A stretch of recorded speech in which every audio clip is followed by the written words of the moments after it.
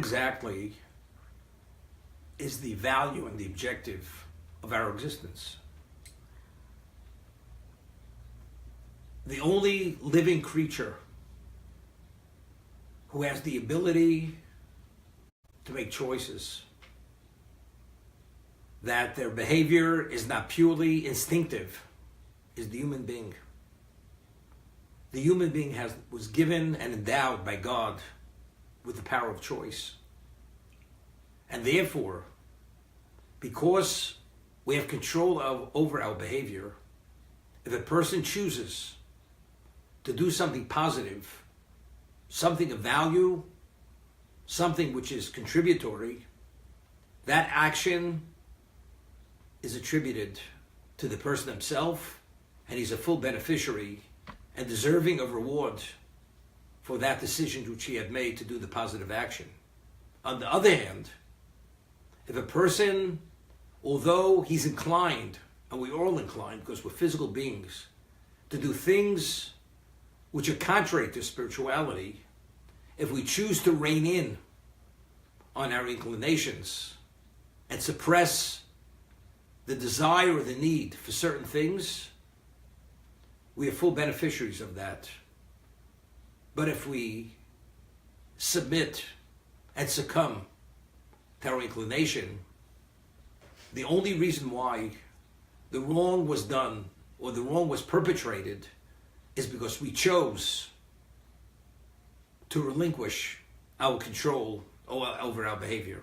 And that's why the person is fully liable for that action, which is a negative action, and fully deserving of the choice, which is a positive choice, known as a good deed, a mitzvah, whether it's between man and God and man and his fellow.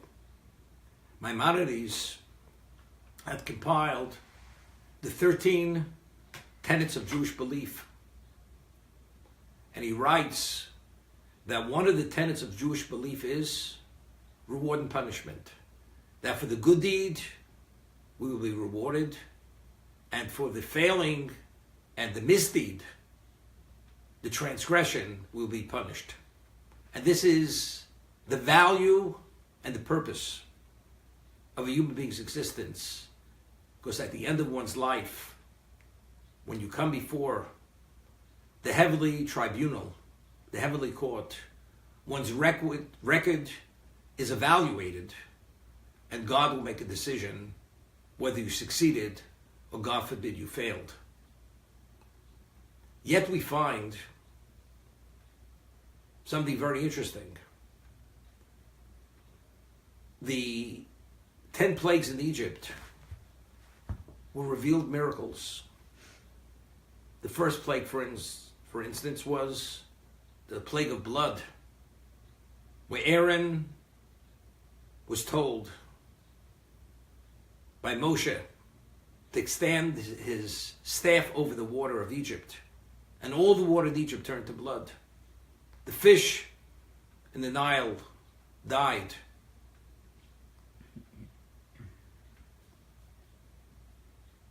Pharaoh attributed this to sorcery, to witchcraft. He turned his back on God.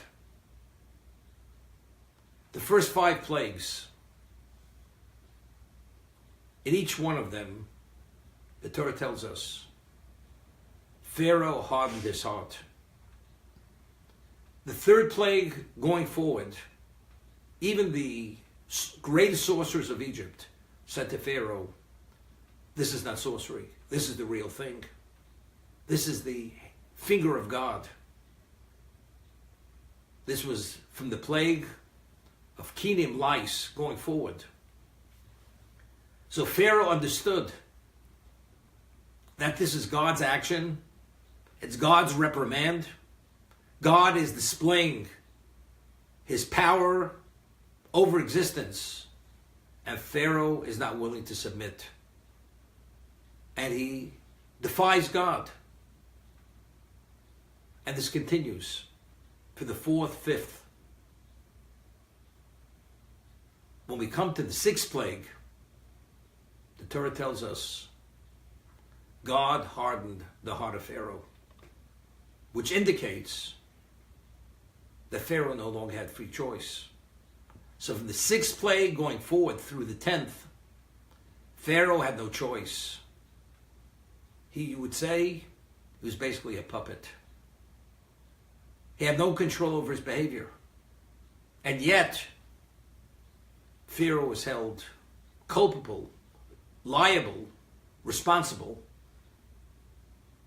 for that statement that I will not allow your people to leave. And for that defiance. So Maimonides asks,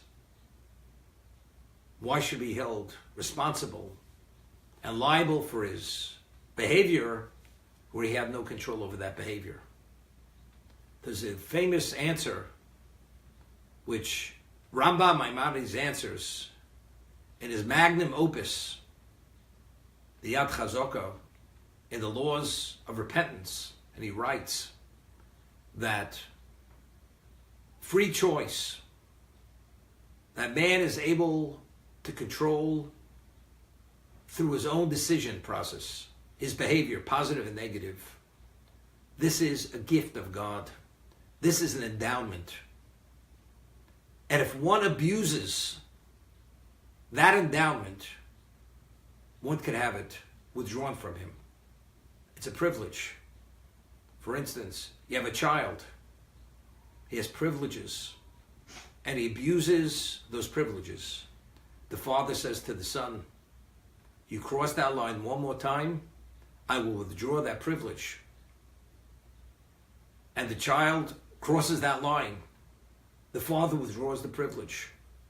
From that moment forward, the child no longer has the privilege. Of course, the father's withholding the privilege. But why doesn't the child have that privilege? Because the child chose not to have the privilege by crossing the line which he was forewarned not to cross that line. Identically, free choice is a privilege. If you cross that line too many times and you assume a classification which is based on God's evaluation, when you cross that line too many times of evil, then God says you forfeited that privilege. Pharaoh, after witnessing 5 revealed miracles, and yet his behavior was defiant and pompous and arrogant, knowing that God said differently, God says, you will no longer have choice because you've chosen to forfeit your choice.